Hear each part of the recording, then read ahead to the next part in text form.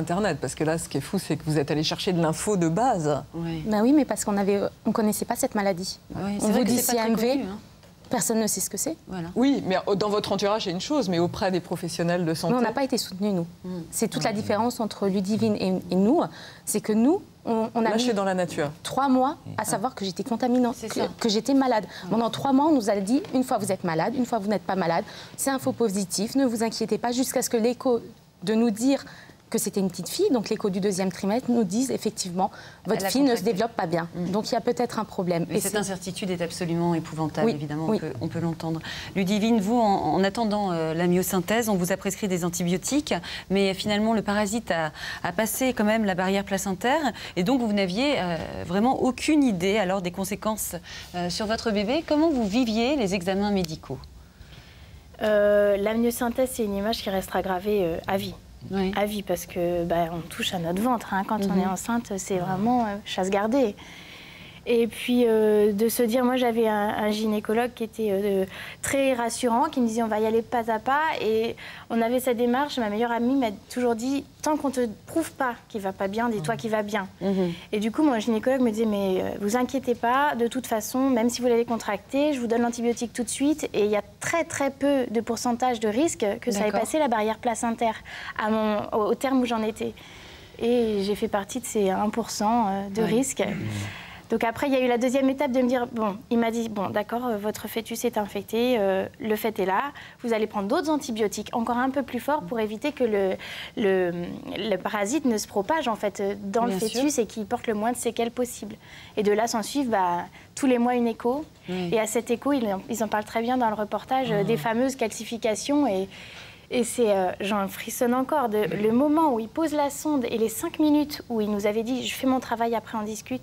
C'est les 5 minutes les plus longues de votre vie parce que vous dites, mais est-ce qu'il y a une trace ou est-ce qu'il n'y en a pas? Et alors, on avance de semaine en semaine. L'écho à 37 semaines. C'est terrible. Qu'est-ce qu'on fait? Nous, clairement, on ne nous a jamais proposé d'IMG. J'ai toujours demandé qu'est-ce qui va se passer si. On m'a dit, vous inquiétez pas, les pourcentages sont dans votre faveur, donc on ne nous propose pas d'IMG, mais on nous dit très bien que s'il y a des calcifications, oui, on peut le garder, mais dans l'absolu... Voilà, mon mari et moi, on était d'accord pour se dire que s'il y avait quoi que ce soit d'anormal, on n'aurait pas la force plus tard. D'accord. Docteur, ces examens médicaux, qu'est-ce que ça représente pour les parents, ces fameuses étapes, y compris l'échographie, la myosynthèse, l'échographie? Je crois que le témoignage de Ludivine est très parlant. Et à chaque une de ces étapes se rejoue tout. Et comme si le chemin qu'on avait fait se détricote. Et à chaque fois, à nouveau, les mêmes questions, le même imaginaire qui avait été déjà un peu mis à distance. Et toutes ces choses-là reviennent avec violence. Donc en fait, chaque examen ne sert pas à relativiser. À chaque fois, on repart. Mais on fait quand même du chemin. Ah, quand même. Et plus on avance, plus le champ de l'incertitude se réduit. Et jusqu'au moment où on peut quand même anticiper la naissance et la rencontre avec cet enfant. Donc c'est un très très long chemin et nous avons l'habitude dans notre maternité à signifier aux parents que la naissance ne règle pas ce problème. Parce qu'après la naissance, les mêmes questions vont prendre une autre forme et vont se déplacer. Toujours sur la santé du bébé, vous voulez dire? Toujours sur la santé du bébé et toujours la culpabilité et l'incertitude. Oui, ça ne s'arrête pas direct à la naissance, effectivement. Alexandra, tout au long de votre grossesse, donc vous avez fait des examens pour savoir si votre bébé avait été infecté ou pas. Vous nous avez dit que vous aviez voulu qu'on sorte votre bébé de votre ventre. Pourquoi? Parce que le liquide amniotique était contaminé par la maladie. Donc en fait, notre fille baignait tous les jours, toutes les secondes dans cette maladie. D'accord. Et à n'importe quel moment, elle pouvait contracter la CMV encore plus sévèrement et donc lui faire des kystes au niveau du cerveau et de son foie. Donc du coup, on n'attendait qu'une chose, c'était que le bébé sorte le plus vite possible. Et les médecins nous ont toujours dit non, pour l'instant, la grossesse se déroule bien. On vous laisse votre bébé dans le ventre jusqu'à la fin. Mais attention, vous pourrez avorter même la veille d'accoucher si jamais ça se détériore, votre bébé. Oh là là, quelle angoisse. Oui. Comment vous appréhendiez, vous, cette possibilité de l'IMG? Vous en parliez comment avec votre mari? En quels termes? On n'en parlait pas vraiment de l'IMG parce qu'on le pensait tous les deux très fortement, mais arrivé à un stade où on en était, on savait que notre bébé, on ne l'aurait jamais. Donc du coup, mon mari savait, au vu de chaque écho, parce qu'il a toujours été présent avec moi, toutes les échographies, toutes les 2 semaines, on avait une écho, il était là, que du moment où ça s'aggravait pour notre petite fille, je serais dans un état impossible à répondre à quoi que ce soit. Donc du coup, lui savait que l'IMG serait la meilleure solution et il savait que c'est lui qui devait prendre cette décision. Oui, pas vous. Vous n'étiez plus en état à ce moment-là de prendre cette décision. Docteur Luis Alvarez, qui finalement peut demander l'interruption médicale de grossesse? Les parents? Le médecin? Comment vous vous accompagnez les uns les autres vers cette issue? Et notre législation en France concernant l'interruption médicale de grossesse est très sage, est véritablement un acquis de civilisation qui vise à ne laisser personne en position de toute puissance. L'interruption médicale de grossesse se joue en 3 temps. Le premier temps est un temps éminemment médical où les médecins ont le devoir d'annoncer aux parents que la situation de l'enfant relève d'une gravité suffisante pour justifier justement une interruption médicale de grossesse. Le deuxième temps est un temps parental où les parents qui ont reçu cette information doivent se positionner et demander l'interruption médicale de grossesse ou demander la poursuite de la grossesse. Et le troisième temps est un temps conjoint entre l'équipe médicale et les parents où cette interruption médicale de grossesse va prendre forme, à la fois sous les aspects techniques, mais aussi sous les aspects de filiation, d'inscription à l'état civil et bien entendu psychologique et pour les conséquences de la famille. Donc c'est vraiment un texte sage qui vise à ne laisser personne en position de toute puissance. Et on imagine que ce temps est nécessaire, là encore. C'est un cheminement à chaque fois? C'est un très long cheminement. Je crois que les témoignages de ce matin nous montrent à quel point l'imaginaire qui est suscité par ces annonces terrifiante est vraiment quelque chose dont on doit parler, je crois. Et Ludivine et Alexandra nous montrent à quel point ces bébés que l'on imagine font très peur. Et on a très envie de s'éloigner de ces bébés. Et toutes les grossesses portent une part d'ambivalence. Et quand on fait une telle annonce, toutes ces choses-là à l'intérieur des mamans et des papas qui poussaient à ne pas transmettre la vie sont renforcées. Et des histoires du passé, des malheurs qu'on a déjà connus, des histoires familiales prennent des forces et toutes ces choses-là viennent affliger des parents qui sont déjà éprouvés. Et laisser une blessure qui est certainement retentissante sur le reste de la vie. Oui, je crois qu'on entend aussi très fort ce matin à quel point, lorsqu'on a très peur et lorsque ce bébé est inquiétant, on demande soit à ce qu'on interrompe la grossesse d'une manière un peu brutale, et soit à ce qu'on s'éloigne très vite de cette grossesse ou que ce bébé s'en aille tout seul. Toutes ces choses-là sont vraiment une souffrance très, très intense, dont les parents s'en veulent beaucoup par la suite. Avoir souhaité la disparition de son enfant est une véritable blessure qui accompagne ces parents-là durablement. Et on voit là toute l'importance du travail d'accompagnement que nous menons auprès de ces couples. Y compris après la naissance. Et y compris après la naissance. L'idéal, c'est qu'on le fasse pendant la grossesse. Bien sûr. Alexandra, le docteur parlait de la peur, des représentations qui font peur du futur bébé à venir. Vous nous avez dit qu'à 8 mois de grossesse, finalement, personne ne voyait que vous étiez enceinte. On ne pouvait pas le voir. Non, on ne le voyait pas. Mais malgré tout, vous faisiez pas mal de cauchemars. Oui. C'est-à-dire en fait, à 8 mois de grossesse, il y a même une maman qui est venue me demander si j'avais déjà accouché. Je lui ai dit non, j'accouche dans 4 semaines. Donc mon ventre, ça ne se voyait pas. Les cauchemars qu'on faisait, mais en fait, c'était des cauchemars réels et imaginaires la nuit. Je pensais que mon couple ne tiendrait pas, qu'avec mon mari, on allait s'éloigner. On avait déjà deux autres enfants, donc on se battait pour eux. Mais la nuit, on faisait des cauchemars. On ne dormait pas. Avant chaque échographie, pendant 24 heures, je ne m'alimentais plus. Je ne dormais plus. Je faisais malaise sur malaise parce qu'il m'était impossible de savoir qu'on allait me dire que mon bébé allait partir. Donc du coup, c'était un cauchemar réel et imaginaire tout le temps. Et est-ce que vous arriviez à vous attacher à votre bébé ou c'était pas possible ça? Notre bébé, on l'aimait. On l'aimait énormément. Mais s'attacher à lui, non. C'est cru ce que je dis, mais le prénom de la petite a été choisi 1 mois et demi avant que j'accouche. Son matériel, son lit a été acheté la semaine avant que j'accouche. Rien ne faisait en sorte que ce bébé, on allait l'avoir.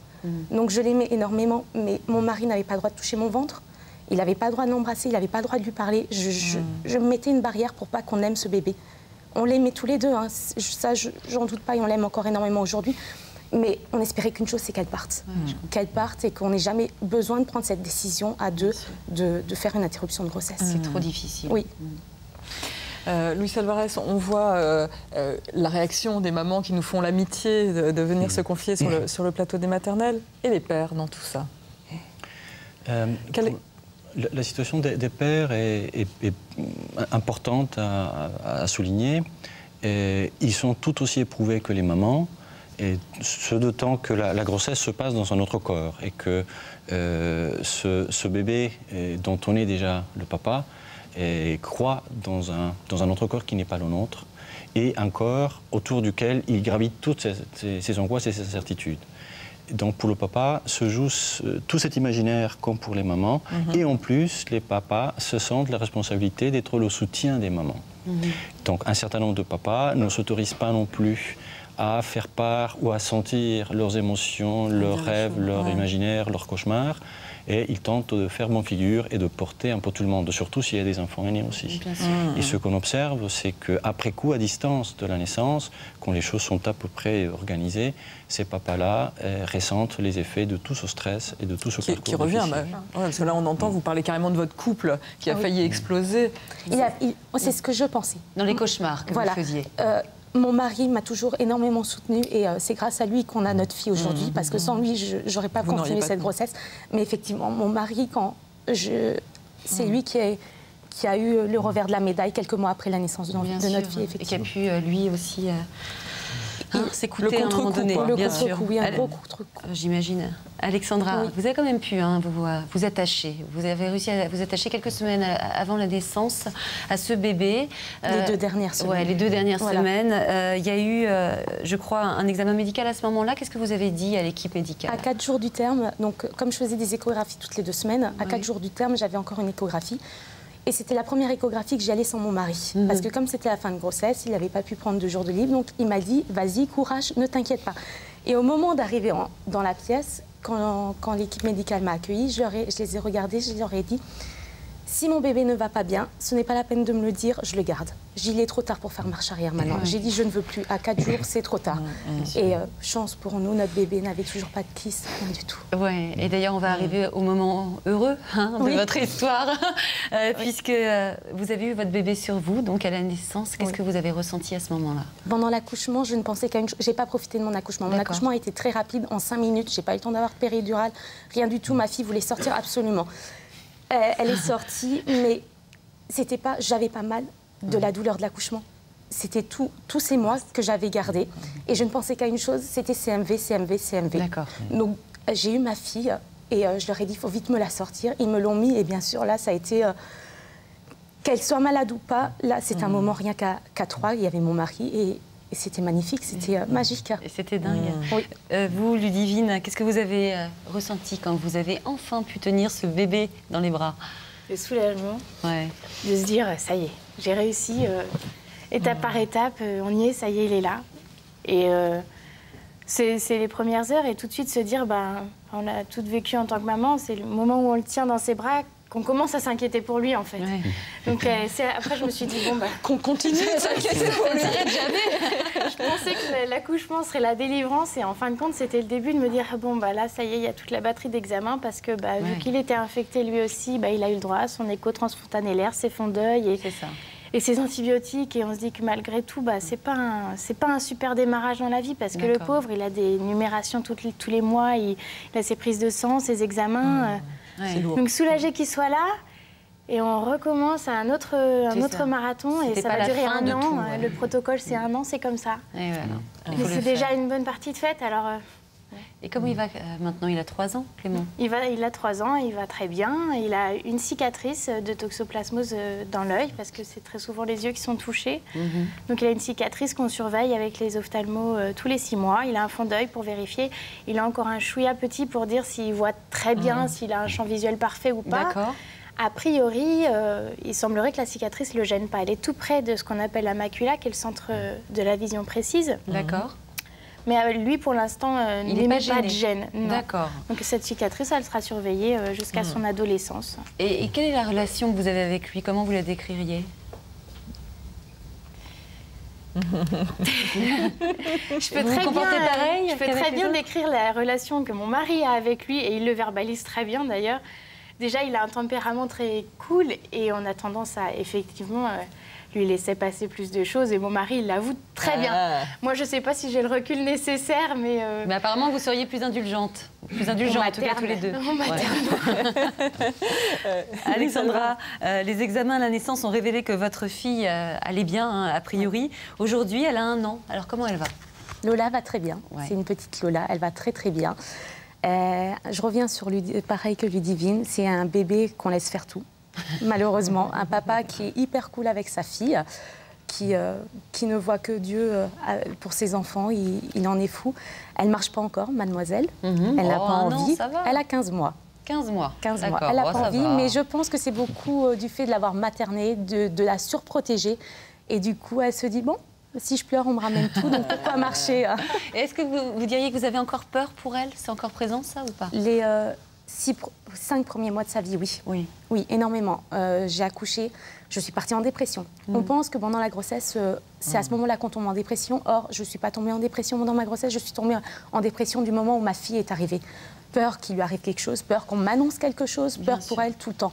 Donc pendant 5 mois, je descendais jour après jour un petit peu plus.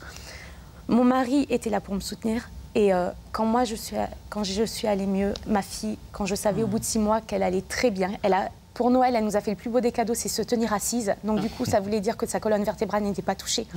On était les plus heureux. Donc à ce moment-là, j'ai remonté la pente et c'est mon mari qui a un petit peu chuté. Il a eu l'entrecoup. Il a chuté, oui. La vie des couples. Oui, quelquefois, elle est bien faite. Luis Alfarez, pour terminer, quelles sont les séquelles laissées par ces grossesses si particulières? On a entendu, dans la relation parent-enfant, hein, il y a beaucoup de surprotection, plus ou moins avouée par l'un et par l'autre. Qu'est-ce que ça va changer pour toute la vie? Tout premièrement, nos mamans de ce matin nous montrent à quel point le lien est complexe. À la fois, pour beaucoup de parents, ce sont des enfants qui restent suspects. Donc, s'ils bougent un doigt, s'ils bougent l'oreille ou s'ils ne bougent pas l'oreille, s'ils font tchoum ou s'ils ne font pas tchoum, toutes ces choses-là laissent voir que l'ombre de la maladie, cet imaginaire, est toujours là, prêt à se cerner sur ces enfants-là. Et peut-être aussi pour rattraper ce qui a été vécu pendant la grossesse et peut-être aussi pour se déculpabiliser, ce sont des enfants précieux, encore plus précieux que les autres, à qui on laisse un peu passer tout. Et bien entendu, ils comprennent assez rapidement quel levier ils ont sur les parents et pourquoi renoncer à un levier tellement délicieux qui fait marcher les parents autour d'eux. Heureusement qu'il y a des frères et sœurs. Hein, oui, heureusement qu'il y a des frères et sœurs. Alors écoutez, pour accompagner ce sujet de grande discussion, 2 livres. D'abord le livre de Christine Chardonnay-Rémusat, ça s'appelle l'ABC de la santé, c'est sorti chez Marabout. C'est un pratique, si jamais les séances d'information sont passées trop vite, la listériose, la toxoplasmose, qu'est-ce que vous pouvez faire, le CMV, qu'est-ce que vous pouvez faire et ne pas faire, et on a bien compris qu'en même temps, on ne se met pas 100% totalement à l'abri, malheureusement. Ça, c'est du pratique. Et puis, je pense, nous avons la chance d'avoir des jolies histoires qui se terminent bien. Ça n'est pas toujours le cas, et c'est un moment qui compte dans la vie des femmes, dans la vie des pères aussi. Stéphane Clerget, quel âge aurait-il aujourd'hui? Le tabou des grossesses interrompu, parce que, excepté au maternel, on en parle encore bien trop peu. C'est sorti chez Fayard, et derrière ça, il y a des fratries qui s'allongent, et ces bébés-là continuent d'exister dans la tête des parents, et je crois que c'est nécessaire pour la construction de chacun. Merci Nathalie. Elsa, qu'est-ce qu'on trouve sur Internet? Alors pas que de bonnes choses, hein, on l'a entendu. Non. Notamment Ludivine, Alexandra, ça a été difficile. Oui, alors la toxoplasmose, quelque part, on trouve beaucoup plus de choses réalistes, authentiques et qui peuvent aider. En revanche, c'est vrai que sur le CMV, c'est un peu le no man's land. Les seules choses qu'on peut trouver, ce sont souvent des forums, et entre mamans, du coup, on se confie, on se raconte nos histoires, mais c'est vrai que d'un point de vue médical pur, il n'y a pas grand-chose, sauf... Évidemment, je reviens avec Mpédia, mon super site, vous savez, fait par des pédiatres, sur lequel on peut poser des questions à un collège de médecins. C'est ça, ils nous répondent. Qui vous répond de façon personnalisée. Donc voilà, si vous avez des inquiétudes concernant justement ces infections et que vous souhaitez en parler à un spécialiste parce que vous n'êtes pas suffisamment encadré, comme ça avait été le cas pour vous, Alexandra, vous allez sur Mpédia, je ne saurais que le conseiller. Ou entre 2 rendez-vous, un week-end, quand on a vraiment très peur. Exactement. C'est très bien, ça. Et puis... J'ai pensé à Ludivine. Ouais. Ludie. Toxoplasmose, j'ai trouvé un super site parce qu'évidemment, tout ce qui est virus, germes, bactéries, on ne le dira jamais assez. D'ailleurs, c'est quelque chose qui a été formulé dans le reportage, se laver les mains. Oui. Et donc, j'ai trouvé un site internet extrêmement bien fait qui s'appelle, en plus, le bien nommé, lavetesmains.net, et on vous explique comment bien se laver les mains. Et c'est pas simplement passer sous l'eau du savon. On regarde tous Grey's Anatomy, on voit très bien comment les médecins font pour se laver les mains. 20 secondes. Exactement. Donc, c'est vraiment fondamental pour essayer d'éloigner toute cette batterie de virus, surtout quand on a en plus des aînés qui transmettent justement toutes les petits miasmes. Et puis on le dit tellement à nos enfants que c'est bien de le faire aussi nous-mêmes et de savoir le faire. Et puis je crois aussi qu'à titre perso, ma petite Elsa, vous n'avez rien dit, mais ça vous avez vécu, vous, ces grossesses en suspens? Oui, donc c'est vrai que je connais un petit peu le sujet, évidemment. Moi, j'avais fait une cholestase gravidique, donc c'est juste le foie qui part en sucette au troisième trimestre, sauf qu'on n'a pas diagnostiqué ça tout de suite. Je suis passée par les montagnes russes aussi, le L syndrome, l'IMG, etc. J'en passe et que sais-je. Et c'est vrai que dans ce corps qui est un petit peu, lui, fait n'importe quoi, vous êtes quand même deux, et moi, j'ai eu besoin qu'on se serre les coudes à deux et de créer ce lien et de faire vivre ces bébés, les deux dernières. Donc, ah oui, sur 2 grossesses, vous avez vécu ces montagnes russes? Enfin, surtout sur la deuxième. Après, la troisième, on savait que j'avais déjà fait ça. Donc, et alors, qu'est-ce qui vous a aidé? Le chant prénatal. Alors, je sais, je reviens, c'est ma marotte à moi et tout. Mais le chant prénatal, moi, ça m'a vachement aidé à justement faire ce lien. Et c'était une parenthèse dans toute cette surmédicalisation de la grossesse qui me concernait, d'avoir ce moment. Donc, j'ai trouvé une association. Je vous ai mis un site internet, chantprénatal.com. Super bien fait. C'est l'association française du chant prénatal qui vous indique les animatrices qui le pratiquent, les maternités dans lesquelles vous le trouvez, un moment où on est avec son gros bidon, d'autres gros bidons. Bon, et il y a la musique aussi qui vous a aidé? Alors voilà. C'est quoi ce truc? En fait, moi je m'étais fait une petite playlist. J'en ai trouvé une sur un site internet de musique payante qui s'appelle justement les musiques autour de la maternité. Donc vous retrouvez des chansons assez fortes comme celle de Nougaro, celle de Renaud et autres. Bon, après moi j'ai fait la mienne et je mettais Cat Stevens et ça me faisait beaucoup de bien. C'était un vrai moment de poésie. Oh, bah voilà, mais c'est comme quoi aussi? Ah, mais Lady Gaga, moi, c'est hyper associé à mes grossesses qui se sont bien terminées, heureusement. Vous avez raison. La musique qui accompagne nos vies dans les bons, dans les mauvais moments. Exactement. Merci en tout cas d'avoir mis tous ces liens, ma petite Elsa. Merci également à vous, docteur Luis Alvarez, d'être venu sur notre plateau ce matin. Merci à Julie Bouffaïd-Fatigon d'avoir préparé ce dossier. Eh bien, Ludivine, Alexandra, un très grand merci à vous pour vos témoignages ce matin. Et voilà, merci vraiment beaucoup. Merci à vous. Alors ce matin, vous avez rendez-vous avec votre nouvelle série qui s'appelle Modern Couple. Toute la semaine, une jeune femme qui ne fait pas dans la layette, mais dans l'humour caustique, nous raconte ses tribulations de femme enceinte et de maman débutante. Regardez.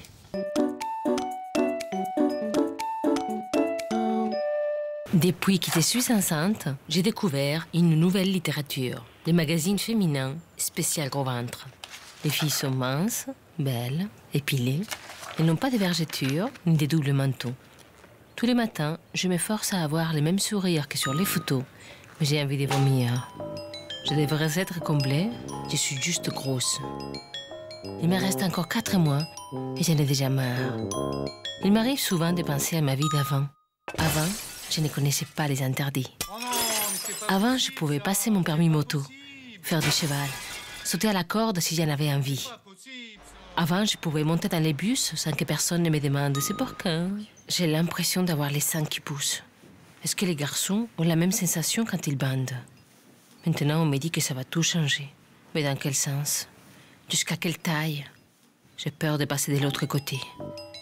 Du côté des moches. Du côté des boudins. On serre le périnée. J'ai peur d'avoir une bédaine toute ma vie.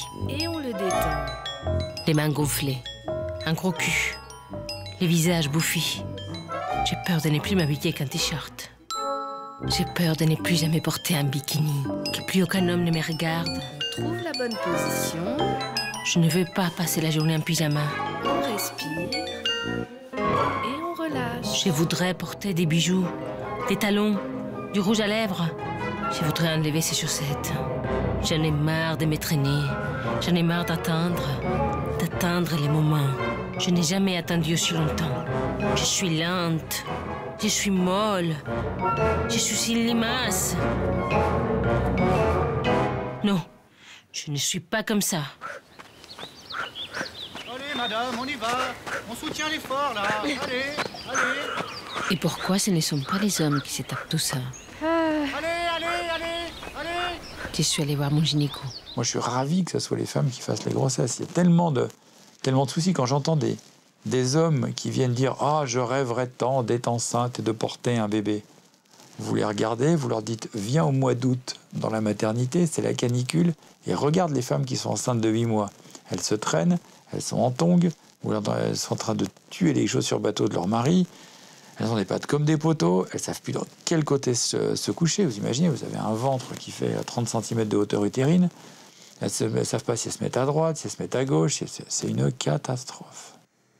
Putain, chier. Ça rentre pas? Bah non, ça fait 2 mois. Ah non, mais je le ferme pas du tout, là. Ah ouais. Non, ça ferme pas, non. Et ça fait combien de temps que t'as accouché? Bah ça fait 2 mois, mais si tu veux, j'ai la bouée, là. Je sais même pas si je vais pouvoir le sortir. Putain, ça bloque. Même après, les cauchemars ne seront pas terminés. Ah, c'est chiant. Je pense que je suis foutue pour toujours. Et ces saloperies des magazines nous cachent tout. Jamais on récupère son corps comme avant. C'est un fantasme. Le vagin sera plus jamais comme avant. Les seins ont bougé. Il n'y a rien qui prévient les vergetures. La statique du périnée sera différente. Dire à une femme « vous serez comme avant », c'est un mensonge. Ah, c'est un mensonge. En tout cas, c'est le plus grand sourire des maternelles. Oui, j'ai mesuré parfaitement. Hein. Miss Ultra Bright, mais aussi Miss Ultra Smart, c'est Carole Tolila. Ils essaient de rivaliser. Alors Carole, je sais que vous avez trouvé chaussures à votre pied, mais est-ce que Edgar a trouvé chaussures à son petit pied? Oui, mais c'était compliqué. Ah, c'est pas pour facile. ça j'ai décidé de faire une chronique, et c'est aussi parce qu'une internaute m'a contactée pour me dire « fais une chronique sur les chaussures ». Alors c'est vrai que quand ils ne marchent pas, il y a des choses toutes mignonnes comme ça qui tiennent chaud, où ils sont bien dedans, mais ça ne sert à rien. Non, c'est de la Sauf déco. C'est mignon pour nous, plaisir. les mamans. Voilà, mais en fait, on va commencer à se soucier des chaussures à partir du moment où l'enfant marche. Donc, première question que je me suis posée, quelle pointure fait-il? Du 2? Bah, du 2, voilà. Non. Alors là, il y a plusieurs techniques. Soit vous prenez un pédimètre, donc un pédimètre, ça coûte 10 €. Tout le monde Moi, en a un franchement, chez soi. j'ai pas un pédimètre chez moi, voilà, ça paraît fou, mais il y a des gens qui mettent ça sur des listes de naissance, hein. Mais Quand pourquoi même, pas? Ah, je vous assure. Pourquoi Voilà, Avec moi, la j'avais base. pas 10 €, donc du coup, j'ai trouvé des pédimètres à imprimer chez soi, c'est beaucoup plus simple. Donc voilà, vous allez placer le pied de l'enfant sur cette feuille, et si vous n'avez pas envie de dépenser même de l'encre de l'imprimante, comment fait-on? Eh ben, on place... Sur l'écran de l'ordinateur. Ah, j'ai pas pensé. Sur l'écran de J'ai pas l'ordi. pensé, c'est un peu technique. À tablette. C'est un peu technique. Qu'est-ce que t'as high-tech? Alors en fait, le truc, c'est de prendre plutôt le pied de l'enfant sur une page blanche et de le placer contre la plinthe, contre un mur. Vous tracez un petit trait au crayon, puis après, vous mesurez l'écart du mur contre votre petit trait. D'accord. Voilà. Après, vous allez sur des sites spécialisés de chaussures, vous entrez la dimension et ça va vous donner la pointure de votre enfant. Edgar fait du 21. J'étais hyper contente de le savoir. Oh, mais vous savez que moi, Luigi, ses premières chaussures, il faisait du 18. Ah, il avait des petits pieds. Bah dis non, donc. il a marché très tôt. Moi aussi, Bah, ça veut rien dire. Il avait Ok. des plus grands pieds. Plutôt que vous. Il avait 4 mois. En tout cas, sachez que de toute façon, il va falloir les changer très souvent, tous les 3-4 mois d'ailleurs. Et un enfant Et ça coûte prend très cher. 3 cm entre 9 mois et 24 mois. Il prend 3 cm à tous les ans. Donc Ça fait combien de pieds. pointures? C'est 1 cm par pointure? 1 cm par pointure. C'est une bonne Je sais pas, question. enfin, pardon. Ouais, je Non, mais en crois. tout cas, sachez que ça Si coûte très quelqu'un cher peut et nous qu'il faut aider. changer au moins Voilà. 2 fois par an de chaussures avec un bébé. Et ça ne sert à rien de prendre une demi-pointure au-dessus parce qu'il faut que la chaussure soit bien taillée pour le pied de votre enfant et surtout que sinon il va la perdre et ça fait des Bien malformations. C'est pas bien du tout.